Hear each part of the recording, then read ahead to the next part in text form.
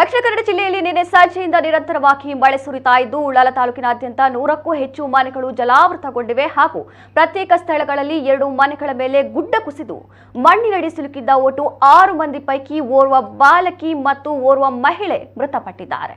ದೇಳಕಟ್ಟೆಯ ಕಾನಕೆರೆಯಲ್ಲಿ ಮನೆಗೆ ಗುಡ್ಡ ಕುಸಿದು ಫಾತಿಮಾ ನಯೀಮಾ ಎಂಬ 11 ವರ್ಷದ ಬಾಲಕಿ ಹಾಗೂ ಮೊಂಟೆಪದವು ಬಳಿ ಗುಡ್ಡ ಕುಸಿದು ಸಿಲುಕಿದವರ ಪೈಕಿ 52 ವರ್ಷದ ಪ್ರೇಮಾ ಪೂಜಾರಿ ಎಂಬ ಮಹಿಳೆ ಸಾವನ್ನಪ್ಪಿದ್ದಾರೆ.